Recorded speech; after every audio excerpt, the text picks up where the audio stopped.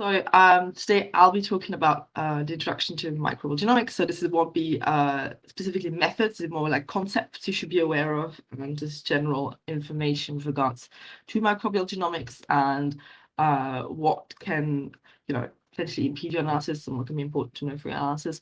A lot of it will specifically, in my case, with the presentation, pertain about 2 examples about pathogens mostly, but these are applicable to pretty much any microbial organism, so they're not specific to pathogens. It's just because I tend to work with pathogens, so I will use mostly pathogenic examples. But in most cases, with the exception of maybe the discussion about virulence, you can basically apply this to most of anything. So don't feel restricted by the fact that I will mostly be talking about things that can kill you. It's not because it's just that. So I'm going to start very basic here because I do realize that not everybody maybe has a biology background, and it's nice to know sometimes, is that we work with a lot of different types of organisms in microbial genomics. And with microbial genomics specifically, I mean the analysis of the genome content, of the genome plasticity of a microbe. And then, so in most cases, those will be bacteria. I mean, you've probably heard a lot about it already anyway, because it's the 4th day, and so you've done quite a bit of practicing already. But those are usually the single-cell prokaryotes, so they have usually circular genomes and sometimes linear double-stranded DNA genomes. So they can be pretty big and pretty small, from like usually around under 1 million base pairs to 14 million base pairs, kind of in that range. And then we have the archaea, which are single-cell prokaryotes, and those that usually have only circular dsDNA genomes, and they're generally a bit smaller. But they're mostly mutualist or commensals in ancient DNA sets. I mean, sometimes, it happens that you have something else, but this is usually the case for that. And then we have the protozoas, which is not technically a taxonomic unit, but you will find it in a lot of taxonomic databases listed as such. So I like to list them here because it's kind of confusing sometimes otherwise. So it's like a miscellaneous grouping, if you want, that's not phylogenetically defined, but they are free-feeding single-cell eukaryotes from the protist group, and they are generally larger genomes, so they can come up. And then you have fungi and algae, which show up in metagenomics, but aren't necessarily microbes, right? And then lastly, we have the viruses, which are not technically organisms, which is why they're always kind of apart from the rest of the group. They're usually considered like infectious agents, and that is because they cannot replicate outside of the host. So they need the cell host to be able to replicate, they need it to be able to survive. So they usually only carry the gene content on their genome that is needed for the infection to the host, and then to hijack the host cell basically to take care of all the rest. So in that sense, they're not technically capable of independent life, although that's kind of a bit of a semantic discussion when you're out to that. But they are a bit more diverse here. We have small linear or circular single-stranded DNA, double-stranded DNA, or RNA genomes that can range from 2,000 base pairs to 1 million base pairs. So there's quite a bit of range in the way they can look, but they do tend to be a bit more specific because of that, because they don't carry conserved genes that are meant for the virus to survive, and instead are very specialized to the invasion aspect of it, which is quite usually quite distinct. Sorry. And then we talked about pathogens already. I mean, pathogens, we all know about it. It's infectious microorganisms, so agents in the case of viruses, which can cause disease in infected organisms. And when I talk about commensals here, I usually mean non-infectious microorganisms or agents which live within a host or an environment without causing harm, and that can technically also be beneficial in some cases. And I'm saying that because commensals means a lot of different things in different fields, but when we talk about commensals, this is usually kind of what we mean. And then finally, we talk about environmentals, or in the ancient DNA context, that's often understood as contaminants, depending on which type of analysis you do. And those are microbial organisms that are not endogenous to the host or to the sample that you're analyzing ante-mortem. So, for example, they stem from the deposition environment, the storage environment, the laboratory, or like sometimes as well the microbiome, depending on how you go for it. But that's not always black and white. So you can have some organisms which can be commensal when they're found in one place of the human body, for example, and then be considered pathogenic if you find them somewhere else, because they're not supposed to be there to some degree. And so those are called pathobionts, and they are kind of like tissue dependent, right?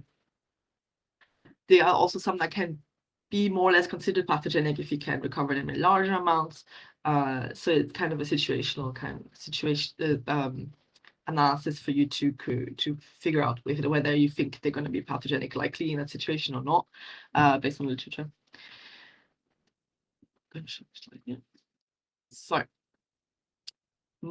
most are like that. Then there is a bit of an exceptional cases, which are the retroviral sequences. You won't work with them very much in DNA, but they do happen to come across it. And those are RNA viruses, which can integrate into the host genome, so the human genome, by retrotranscribing the DNA. And so they will always have an RNA genome when they are acquired, or basically not in the human genome, but when they do infect and they do enter the human genome, they will be DNA. And when those sequences are in the human genome, we actually call them human endogenous retroviruses, or short HERVs. But when those integrated sequences don't stem from RNA viruses, but from DNA viruses, we call them endogenous viral elements, and that's EVEs. And those we're going to talk a bit about later as well. Then when you work for the reference sequence, you usually often in bacteria, particularly, will have one chromosome. So that will be the main genetic element. That will be usually where everything is situated that bacteria needs to survive. And it contains the core genome. So with all genetic elements that remain the same, usually across the same species, even sometimes across the same genus, depending on what it is. And so they will be quite conserved within a certain taxonomic unit. And that also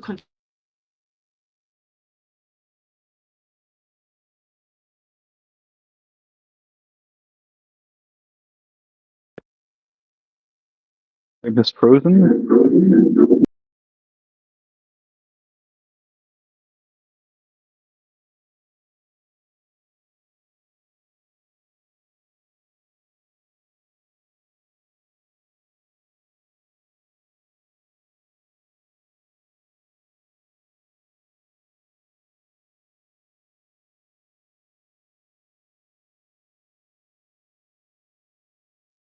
Hello? Hello? Am I back? We can't see. Okay, because my video is up, so I don't know. Can you see me again? Okay, people can see me apparently. Are you good? Okay, so and they have a different copy number, so you will, a bit like when you work with mitochondrial versus nuclear DNA in a human genome, you will have more copies of that one usually, as opposed to the chromosomal DNA. But they tend to be like super unrepresented databases, because depending on how you did the genome assembly before you published it, you might not have assembled the chromosomes. So just because the genome assembly doesn't have any plasmids, does not mean it doesn't have any plasmid at all in real life. And that's an example of how extreme you can get plasmid-wise. This is Borrelia crucidurae, and it actually has 39 plasmids. So a bacterium like plague has 3, some don't have any, and some go way out of their way to have as many plasmids as they possibly can. And then besides that, we have the phages and the prophages. So phages are bacteriophages. The dsDNA viruses of very small size. They infect bacteria. They don't infect the human host, for example. They infect the bacteria on the human host. And they can be found everywhere and carry gene sets of diverse sizes and types. And they can be integrated in the genome of bacteria, in which case they call prophages. And actually, a lot of bacteria will have a lot of their accessory genomes, or the non-core genome, if you want, made up of prophage intervals. So they can actually, in some species, be specific to a strain. In other species, be part of the overall species, mostly core genome almost in some cases. So you will find those a lot.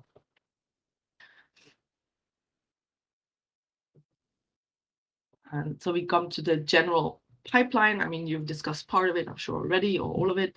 And that's how we generally go about in specifically in the microbial genomics here as well. So we sample, we do decontamination, extraction, and then we make libraries, right? And so depending on what you want to look at, you can make dsDNA or ssDNA libraries. Usually both works, and you go for shotgun sequencing. Now, for the initial identification, you might need a higher threshold of shotgun sequencing, depending on what you want to do, from like 10 to 25 million. It kind of depends on the application. Usually, and then you have like the possibility to look at the host DNA extra and then the metagenomic screening, and we're going to go straight for the metagenomic screening. And that's kind of where this talk starts, is the hit validation until the genome reconstruction. So this is kind of where we're at here, because first we're going to figure out what's in that sample, then we're going to have to validate what we found, and then we're going to have to put it together, right?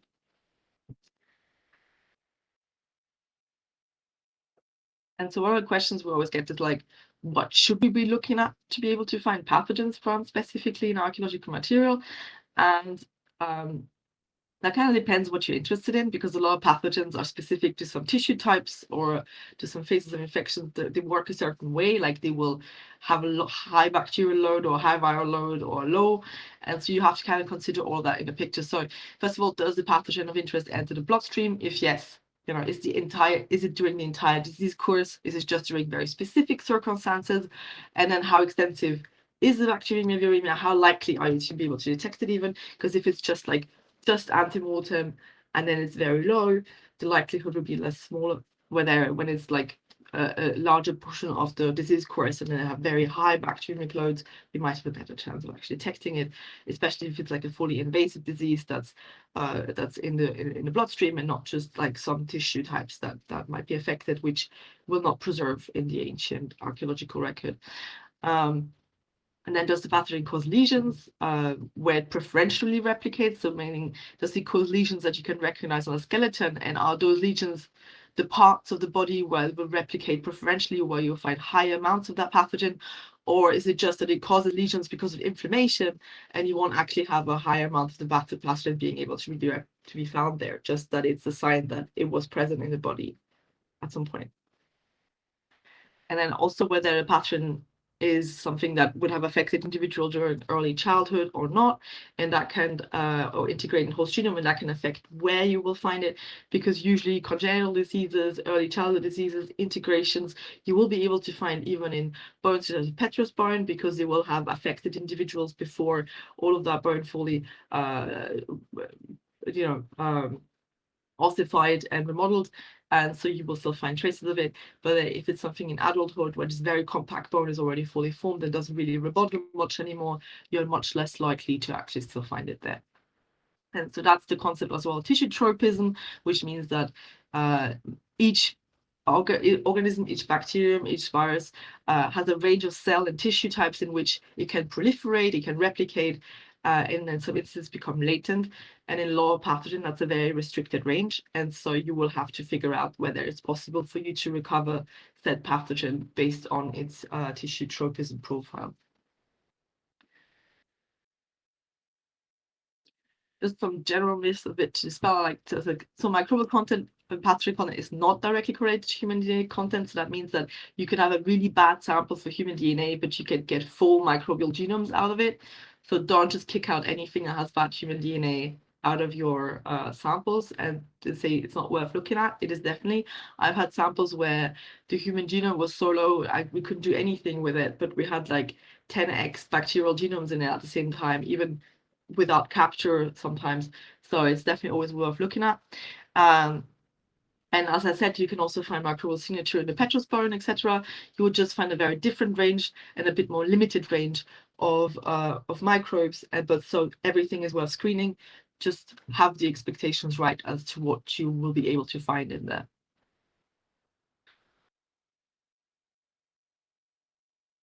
Sorry. But I think the range will depend on what you can find will depend on a range of factors, and those will also be factors that apply to all samples that can't really be predicted. Now, would be sample preservation, of course. I mean, it's ancient DNA, right? Then the depth of sequencing. If you have a very small virus that doesn't replicate very well, doesn't conserve very well, you might need very high depth of sequencing to be able to detect it. Like if you work with some viral genomes and you have 20 million reads, you might only find 5 reads or like 2 reads during the taxonomic identification. That doesn't mean you're not going to be able to recover a full genome. In some cases, you can actually have to recover a high quality genome from it. It's just mean that it's kind of really hard to detect sometimes. But since they are so specific, those couple of reads can be really indicative already. So viruses always say you can't fully verify its presence just from shotgun often. but you can be pretty sure it's there, and so it's worth going for a capture, for example, with it. And then there's the abundance perimortem. So how much of the microbe do you expect to have been present in the host body of the sample around the time of death? The disease phenotype, we just discussed that. So how does the disease affect the body? Where does the microbe proliferate? The genome size and composition. So for example, the viruses are very small, then you have very large bacteria, but also there's some very some genome compositions that are high in GC, for example, or low in GC, which might affect preservation, but also sequencing, depending on the platform that you're using for sequencing. And then general noise from other organisms. So how much environmental noise do you have in the sample? And how does that affect your specific species? So there are some species that are really hard or almost impossible to fully validate in ancient DNA because of environmental species that are very closely related, that kind of cloud the signal of what could be there. So you have like a large amount of the environmental microbe, which is very similar to the pathogen, and then you kind of have to disentangle those two signals, and that's not always easy. Generally, you can be happy if recharged organism makes up about 0.1% of data, but in many cases, it will be a lot less. And then you need a different amount of data for each organism to validate it. So for virus, like I said, you don't need very little reads actually, because they're a small genome, right? But for a bacterium, you usually need a lot more coverage across the genome because they have a lot more genome conservation. And so you need to actually bypass that to be able to verify it beyond the genes that are just, conserved across sometimes the entire family, sometimes even the entire kingdom, if it's a 16S gene, for example, something like that. And so you have to kind of figure out the regions of the genome that are actually specific of interest to what you want to figure out. Now the goal on science we all talk about all the time is shotgun sequencing, right? And that's great because it gives you great insights into the entire genomic composition of a sample. And so it lets you do cool stuff like figuring out co-infections, looking for things you weren't expecting. And that's actually really big in HDNA because we can only find usually what we know, except with a really great mags, but at the end of the day, it's what we know, right? And so a shotgun data set also kind of remains really important because when you have like maybe databases improving like crazy, you can still have a look at it and find new things because you will find whatever is in there. It's not pre-selected, it's not pre-filtered. It is what it is, just like an unfiltered version of the genomic data that you extracted from that sample that you have. And it allows us all the analysis of both microbial organism and the host DNA at the same time if you're looking at something like that. And especially for analytical purposes, it can be really great because you can go in without having to know everything, right? So if you do target enrichment, you have to know exactly what you're looking for. So you have to plan, you have to be aware of the diversity you want to have a look at. When you go for shotgun, you don't actually have to do that. You can go in pretty blind and then figure out the rest to some degree afterwards, but you should kind of know what you're looking at, of course. But it also gives you kind of the possibility of looking at a lot of different data points at the same time, under ideal conditions, of course. But it is overall less effective at generating high coverage data. Although I will say that's kind of changing at the moment with the sequencing prices and decreasing a lot, and then sequencing becoming much more easy to get to very high depth. But it's not changing to a degree that if you have like, I don't know, 15 plague genomes, it is always going to be still cheaper to do for 15 to do capture for that. But if you have like only one, it tends to be a lot cheaper now to do just shotgun for that one, for example, if it's a good enough sample, that is. And then we go to target enrichment. I don't actually know if you guys talked about it, but I'm assuming a little bit. So that's when we're trying to fish out specific DNA of a pathogen or a microbe in general that we want to get a high coverage genome from. And so that's because, like I said, it usually makes up only 0.1% of the DNA. So when we sequence the whole library, we sequence a lot of stuff we're not interested in. And so we always make up only a very small percentage of it. And by enriching our library, basically pulling out only the DNA we're interested in, we can sequence it much more effectively and get to much higher depths of coverage much faster, which can be either pretty much impossible sometimes to do with shotgun, because if there's a if it's high sequence complexity and you can actually sequence it eternally, with like modern DNA, technically you can go on forever. In ancient DNA, it's not actually like that because we have a lot of we amplify the data, so there's a lot of chronality. So there's kind of a threshold you reach at some point where the chronality is just gonna be there. But with charge enrichment, usually reach out with one enrichment where you're gonna hit the clonality threshold, or at least with second enrichment, you're gonna hit the clonality threshold. But it is a lot more expensive than shotgun DNA, shotgun sequencing, in a sense, per sample, but it's a lot cheaper if you do a lot of samples. So it kind of depends on the application every time. And that's because most of the time the baits need to be custom designed to what you want to do. And that's kind of the crux as well of the analysis, where it's kind of the difficult part is you have to know what you want to find exactly before you go in, before you order that capture kit. So you can't just figure out like later that you would look at all those specific pangenome genes, for example, afterwards. If they're not like accounted for in your kit, you're not going to have them in your data. So that's going to be done for. So you have to know exactly what you want to find, and that's what you're going to find, and that's pretty much it, with a certain percentage of sequence deviation, of course, but still. So it is a lot more of planning that has to go into that kind of analysis. With the exception of some genomes which don't really have much of a pangenome, and they don't recombine, and they're very linear, and they're very clonal, like plague. You just like go from one kit, and it just works because you don't really have that variation a lot of the time. But with all the genomes, you do have to think quite a bit more about it.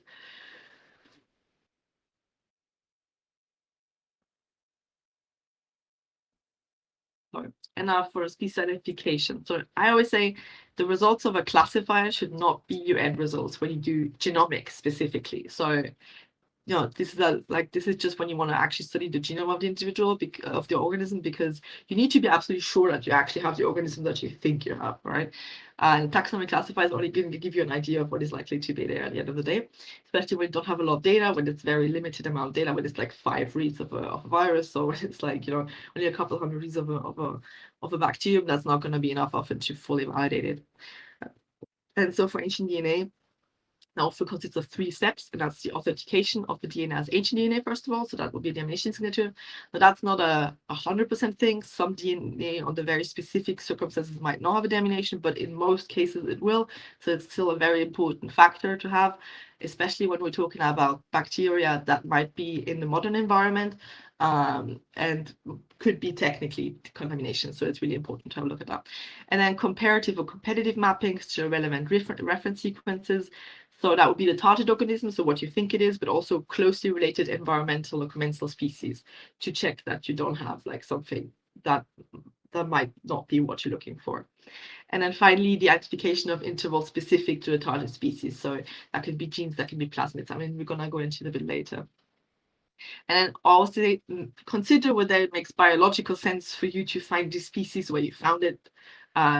If you find something that's supposed to be in the mouth on a foot bone, you could wonder whether that makes sense or not. For example, it's a very rough version of that. But my voice is not that great today.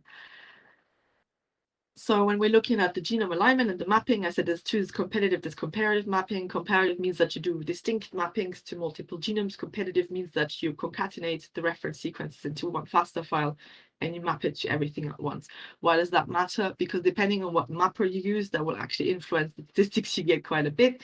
Because, for example, the PWA doesn't report mapping quality for reads that map at more than one location. So anything that's core genome will be a mapping quality 0 by default. So if you do a mapping quality filter, for example, that will kick out anything like that. So you will usually remain with section of the genomes that are different enough across both genomes and get a bit more limited coverage in these sections. When you do comparative mapping, you get basically what the genome coverage would look like if you only map it to those genome and you do compare it like that. There's different approaches. It can be kind of advantages in certain part of the analysis versus others. Generally, we're looking at sequence coverage. So that's the percentage of total sequence being covered by reads across the reference genome, right? And then there's the depth of coverage with distinct and that's the number of reads covering a single position in an alignment. So you're usually talking about mean depths of coverage, and we're usually talking about percentage across specific depths of coverage. So you will often see reported in papers percentage of the sequence being covered at 5x, for example, or 3x, depending on how you do your SNP call. And then finally, the edit distance is often reported there as well. That can have a different metric name as well. There's a couple of ways to report that, but that's generally the number of mismatches per read. So how many SNPs you have in a read. for it to align to the reference sequence. So ideally that's very low, although if it's too low, it can be odd too. But especially when you do amination, you don't expect it to be 0 because you have the amination on principle, so you have like mismatches on principle.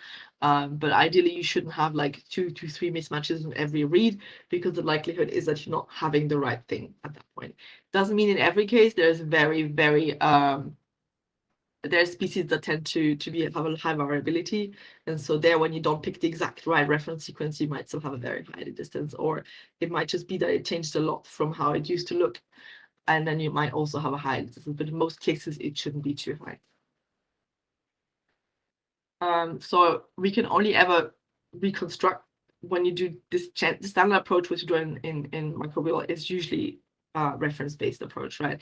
So we can fully ever reconstruct there the non-recombinant core genome. If you're doing de novo, that might be something else for you, where you have a better chance to actually grasp the recombination of it. But the moment you do reference-based, you don't really grasp anything that is outside of the reference sequence that you have. So any recombination that you might have, you're going to miss like any plasticity, you're going to miss, but you're also going to miss any accessory or unique genes that might be in there that are not part of the reference sequence. So that's why you should always be aware that when you do a mapping-based approach, you're not really getting a full snapshot of the genome that was probably there, except in very clonal cases, but then you can still not fully verify it, right? So that's why we often don't actually upload assemblies, because we can't really say that we have an assembly. We mostly say that we studied what we have based on the modern diversity that we know.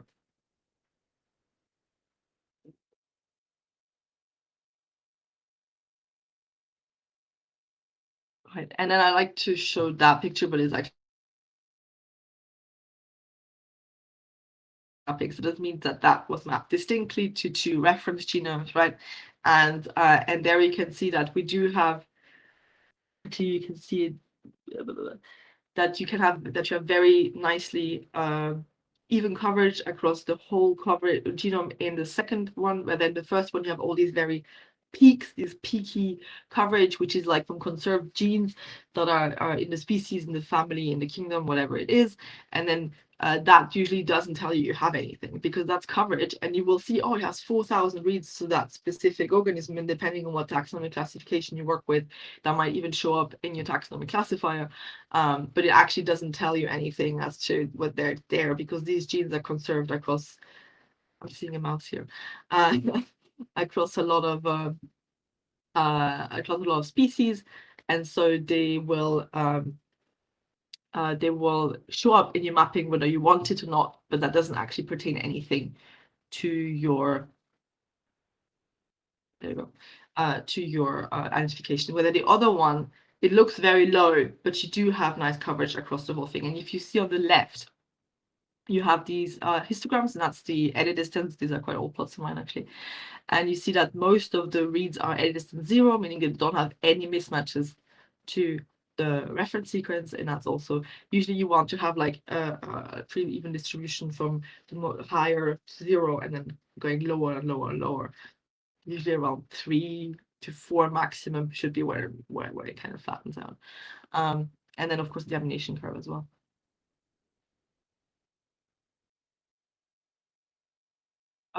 What's happening?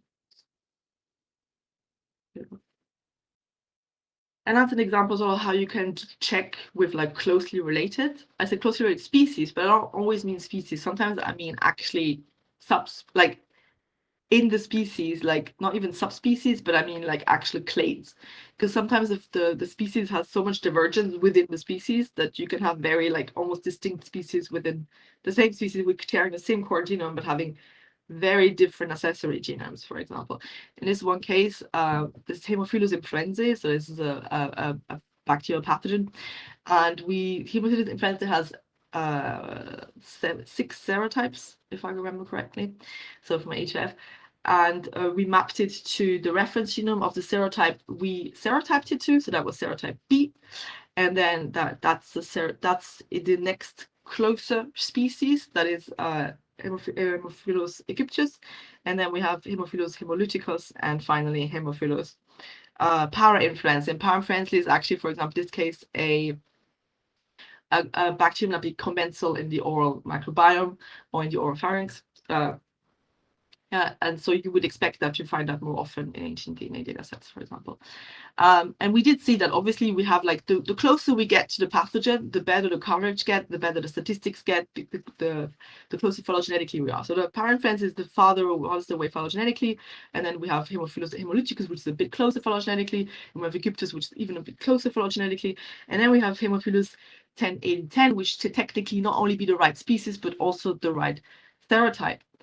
But what's happening here is that you have one more reference sequence, and that is the NCT 8468, and that is not only the right serotype, but also the right superclade.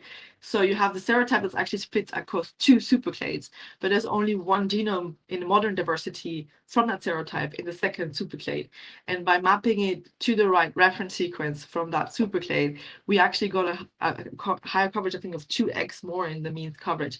Now, you don't always want to find the best fitting reference sequence, right? Because that also could get you like reference bias in the whole situation. But in a lot of cases like these, which, okay, they're not every pathogen is going to be like that, but some cases are like that. You actually have enough variation within that phylogeny that it impacts your mapping so much that you get a massively reduced coverage. So you might want to still investigate whether it's worth to do. And then when we're talking about validation earlier, I said you could have plasmids, you could have phages, you could have genes, and you want to look into that because sometimes you have like, I don't know, streptococcus species which are very distinct genes or phages that are going to be really relevant to figuring out whether you have the pathogenic one or you have the commensal one, for example. And you really want to start looking into, okay, I have this like 10 genomes from that pathogen, at least I think so. That pathogen has very specific virulence intervals, or very specific genes that I want to look at. I'm going to look if I have coverage in these genes actually, because, you know, doing a phylogenetic estimation, it's good, but having this verification is also very good. And you want to be able to have as much variables in there to make sure that you actually have the right bacterium. And that will be different for each bacterium virus. And you're going to have to look into literature to figure out what that is. Sometimes that will be intervals from clinical screenings, which they look for example, you're going to do some in silico PCRs. Sometimes you're just going to do looking for some coverage in plasmids. Like using your pest is a good example. It's very easy to validate. You're going to have an even coverage across the chromosome, even if it's very low. You're going to have coverage in all plasmids. In many cases, you're good to go. Not all of them. Obviously, you should have some experience to figure out if it's the right one. But I mean, like here, the plasmid presence is really important because the plasmids carry some of the virulence, the very specific virulence intervals from that pathogen. So you're going to have to know if the plasmids are actually there. Prehistoric is a bit more complicated, but overall it's like that, especially when you work with medieval samples. And then you've got to look for very specific mutations as well. If it's a sort of pseudogenized genome, you want to look, okay, is that specific gene that's supposed to be inactivated actually inactivated? Or is it active if it's supposed to be active? There could be a lot of variety in what that would mean depending on what species you're actually looking at. So you want to look at the mapping statistic, you want to look at the distribution, the breadth and the evenness of depth and of coverage and sequence coverage. You want to look at the absence and presence of plasmids, chromosomes, specific regions, the presence of deamination, and if need, make a wide range of comparative mappings. Go nuts, the more the better, because then you can really exclude what you want to exclude. And if you're looking for a more specific reference sequence, to make sure that you actually do the phylogenetic analysis with, you know, the standard reference sequence as well to exclude reference bias. And finally, you want to ask, does it make sense to detect the organism in the sample tissue, and how specific and complex is the genome of interest? So you kind of have to figure out how much data do I actually need to verify this, right?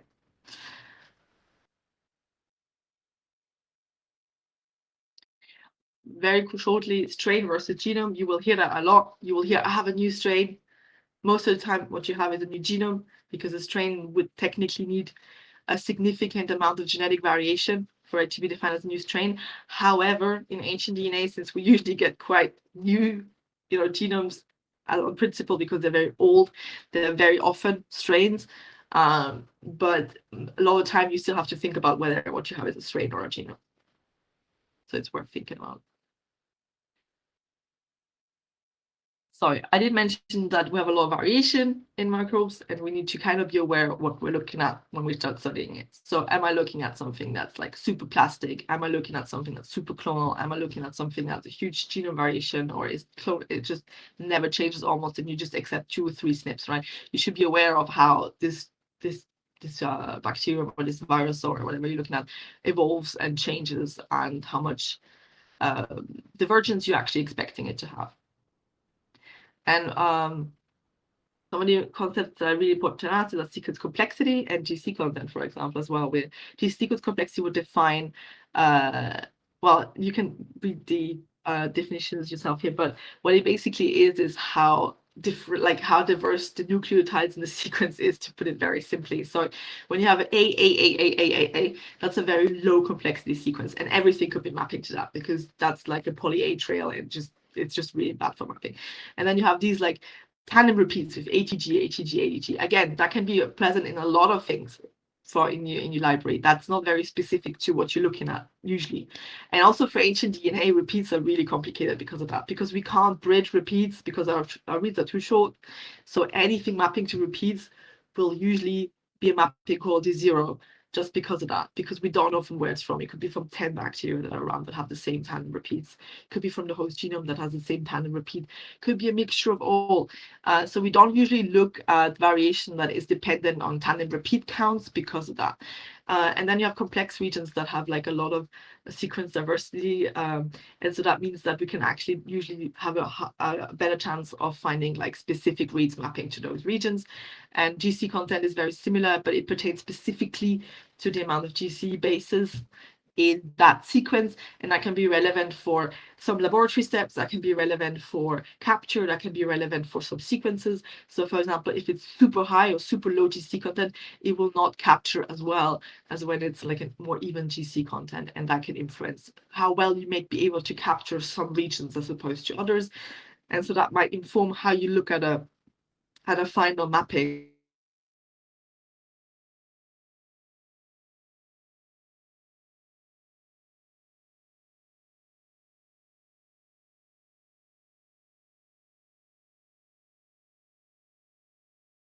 Happening where you have this increased skew here in GC and coverage, but that's not actually because you have more DNA. It's just because that means that sequence became less complex, and you have a higher GC coverage here, and you actually get a ton of unspecific mapping in that region.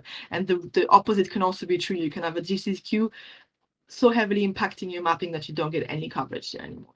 And that doesn't mean that you don't have the gene. It just means that the actual sequence composition and your mapper and your data and your workflow in general might not be agreeing with you getting coverage in those regions. Can I return to that? And that usually impacts the mappability overall of the sample. So, and we talked about conserved regions already a couple of times before, but those are basically the regions that are common and that are like needed for survival most of the time, for that are common across the bacteria. You will find them in a lot of genomes, in a lot of species, in a lot of genera, in a lot of families. That can be dependent on which family you're looking at, and those you will get coverage in. You will usually get coverage in with a higher edit distance, but you will get coverage in. And so again, these are not really like specific to what you want to look at if you just find that and nothing else, or if you find that and something else, right? So that will be relevant to the whole thing. So like I said, is it a circular, is it a linear genome? Can be relevant to a linear genome in bacteria. Usually has centromere, like almost like a chromosome, and that means you have a massive GC skew. So you have an elevated GC on one side and a lower GC on the other side, and that can also impact your mapping, technically speaking. Does it carry plasmids, and how genomically diverse is it, right? So we discussed all of that before.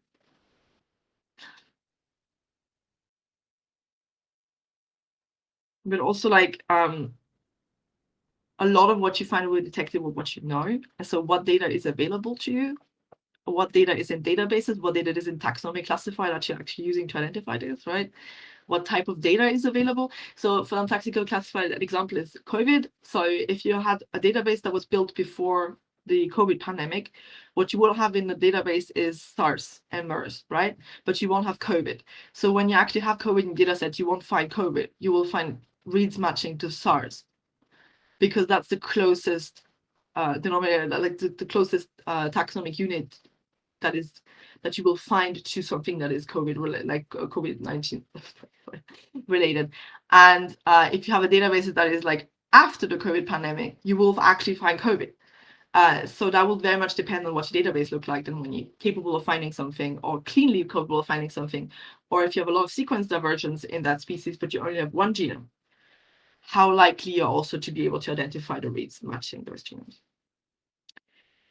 And then what data type is available. So do you have a lot of assemblies? Do you have a lot of shotgun reads only in SRA? So that will also depend kind of what you kind of do and how much metadata is available. So will you be able to make informed phylogenomic analysis if you don't have any metadata for your modern data? Probably not, because you're basically placing your ancient genome in a modern diversity, right? So to be able to infer anything with geographical spread or temporal spread or virulence associated clades, you're going to have the modern data for that too. And if it's not available, then it's not going to work out. And a lot of bacteria, which might be of interest to us, are not of interest to modern DNA. So you will have very limited genomes available. An example for that is Borrelia, recurrentis, where there's like there's 2 papers in ancient DNA now. I think we almost, or at least we're 1 paper away for having more ancient genome than modern genome for that particular species.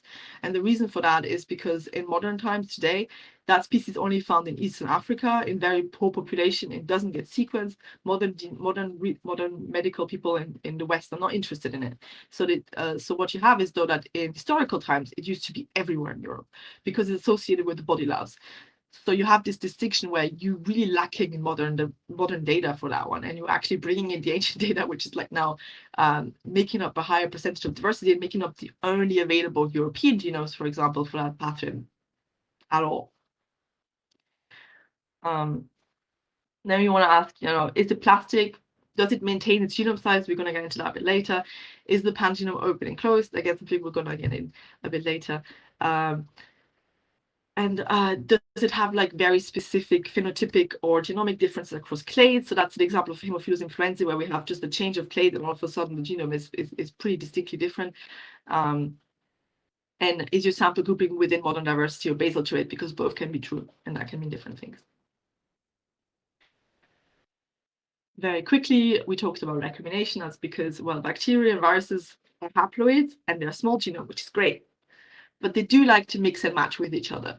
So they like to exchange genomic material, and that usually leads to, when you have a mapping, increased mutation rates across specific intervals, which are not actually representing like evolutionary important information. In that sense, they're more representing issues with regards to the bacterium constantly changing their genomes and that showing up in the mapping. And so these are like sections of the genome you usually want to remove before you do phylogenomics, to put it very simply, because they will increase your branch length and it will cause a bit of disarray in your phylogenies.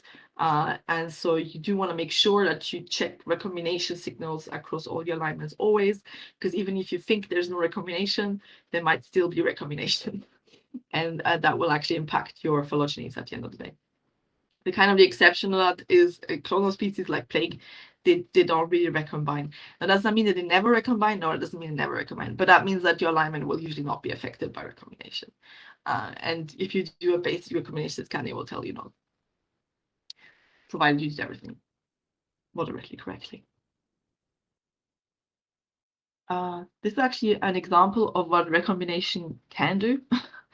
So the colored clades here, these are Haemophilus influenzae again. They are serotype clades, and serotype clades are clonal. So they don't actually recombine at all or change at all within their clades.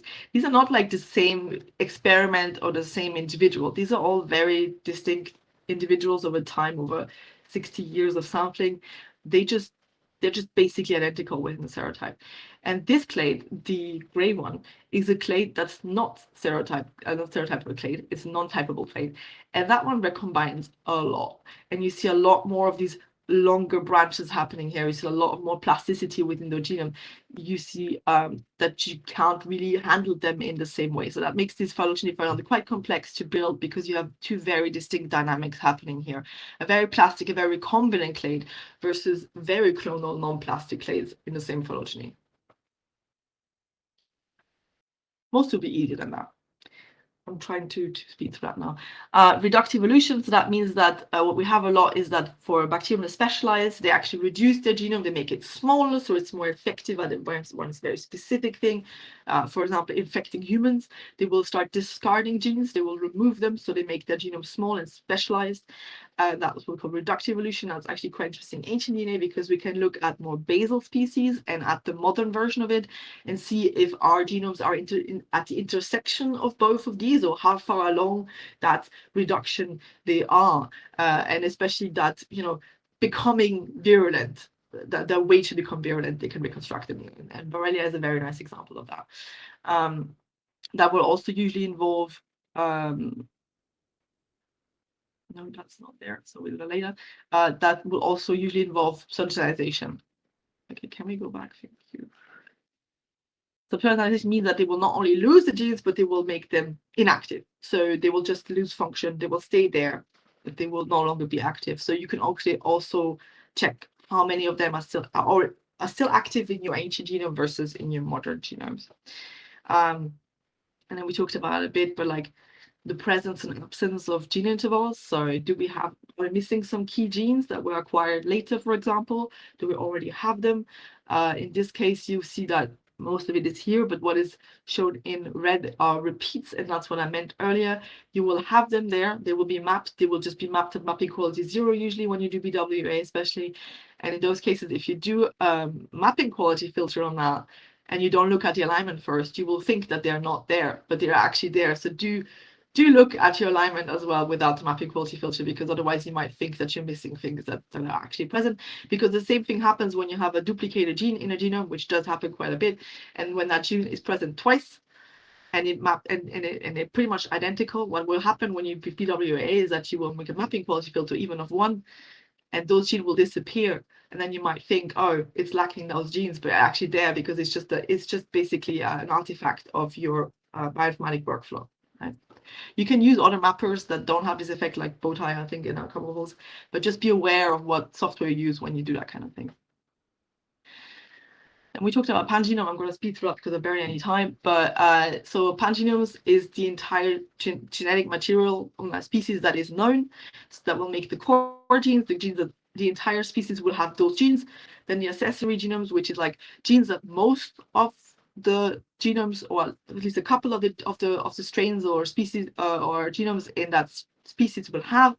And then finally the unique genome, but also called singleton or cloud gene, depending on where you are, which are genes that are only found in this particular genome in that species and never before ever again. They might become accessory genomes when you sequence more of those. So no, you know, this is just usually they stay singleton for your experiment, and then depending on how much gets sequenced, sometimes they stay. So. And I would say singleton unique genes are kind of difficult to validate in ancient DNA though. So usually ancient DNA will be limited to core genome and accessory. If you have really cool like de novo analysis that you can actually really prove that you have a singleton gene there, go for it. But you're gonna have to make a good argument for it, because you're gonna have to prove that you didn't just, you know, capture a singleton gene from a different bacterium in here. And that's just to illustrate this. You see this block that I have here. This is two different species. This is one species and the rest is a second species. This block is the core genome of this species, A, right? And this block is the core genome that species A and B share. So it's even smaller. And then this and this, they are accessory genomes. They're like genes. There are genes that are shared across multiple genomes. And you see that that's actually making up the bulk of the genome length, right? So only a very small percentage of the genome is usually core. Although it depends. Some genome have 50% core, some genome have less core, some genome have like 70% core, but that's a bit more rare or more.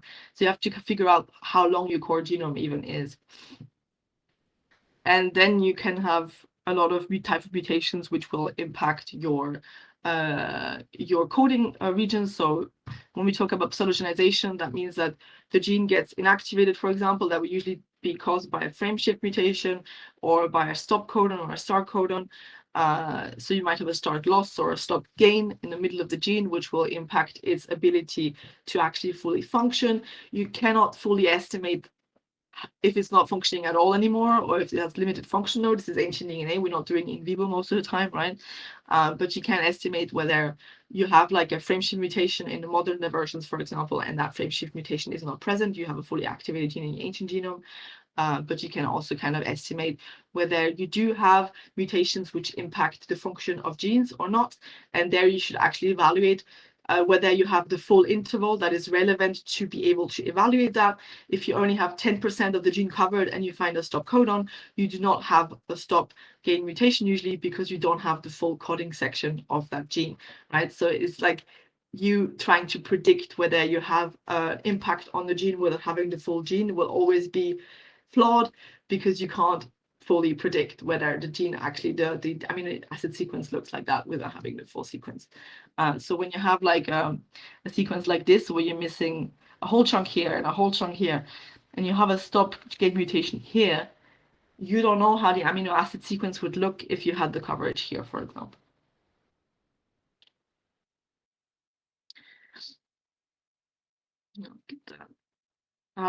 I mean, virulence is basically the same that we discussed for the gene loss and gain earlier. It's just specific to virulence genes. So you want to check the presence of virulence intervals. That can be genes, that can be mutations, that can be plasmids in your genome. You want to check whether those mutations can be relevant to understanding the phenotype of your genome. So what it could tell about how virulent it is, how it acts, how you would expect it to affect the host individual if it's or we're talking about pathogens here, right? But also we could talking about adaptation and ecological niches and how the genome could affect that. So you're going to be looking at very specific genes. There's usually databases or papers where you can look at which genes would be relevant to which genome and which species.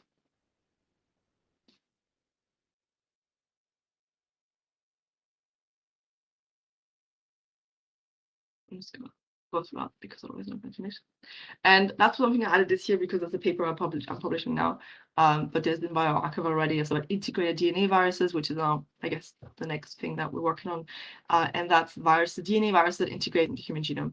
And we talked about it earlier. They are the endogenous viral elements, the EVEs, and they are not the same as the retrovirus sequences. They're actually DNA sequences. So they integrate into the germline and stay in the human population by actually getting like transmitted from parents to offspring, or they are somatically integrated, which means that they're just in some cells of your body that they get integrated on during your lifetime, and then when you die, they just die with you, basically. So there's these two different versions of it. And so we talk about an acquired infection. That's an infection that you gain through your lifetime and it's active. Then there is a CI infection, a chromosomally integrated infection. That's an infection which you gain. It integrates into some cells of your body, but not all of them. And then we're talking about an ICI integration, which is an inherited chromosomal integration. So that means at some point in the long line of your ancestors, this genome got into the germline, and since then it was transferred from parents to offspring. And an example of that is human beta herpesvirus 6A and 6B, and it's quite rare actually to have these. I mean, not the back pathogen, but to have this type of transmission. And so that illustrates this what I meant earlier. So for a CI carriage, you have a somatic integration, so in somatic cells. So you will have an integration in some parts of the body. So most of us will actually have it because we get it when we're children. And that is not inheritable. And that is not very easy to detect in ancient DNA because you have to have this specific tissue type, right? So usually this will not be the ancient DNA case because of that. But it basically integrates into the telomeres of the human genome. So you will find some cells in the human body and it will integrate into these telomeric repeats that we have. And then if you happen to have the right tissue types to integrate, you could technically still get a CI somatic integration. That one can reactivate, so it can cause disease from the integration actually and shed virulence again, right? And then there's the ICI, the germline carriage, where you will have gotten it from your parents and you will have it in every single cell of your body. And it will be also integrated in telomeres, and it will not recombine. That one will stay pretty much the same because it basically will be replicated with the human genome. So the replication will have higher fidelity. So you will have a very different evolutionary dynamic here than we have with CI or acquired strain, which do not replicate with the human genome and therefore tend to acquire much more mutations and much more plasticity. And you have a lot of difference here happening again. So you will expect to find this one in 90% of human and this one in only 0.4 to 1% of human today. So that means in ancient population, that will be even rarer because that would be even closer to the original integration events, right? But this is the one you will find in ancient DNA, usually. Not always, but usually. And that's just an example of why this is also relevant. I mean, it's relevant indeed because we find it in ancient DNA. But you will see you have these very clonal clades here and these very non-clonal clades here, and those will be like, those are the ICI, so the inherited chromosomal clades versus the non-inherited clades, right? And what you will see here as well is that we find all these non-acquired inherited ones. We find them in petrous bone, we find them in incuses, we find them in high endogenous DNA content samples.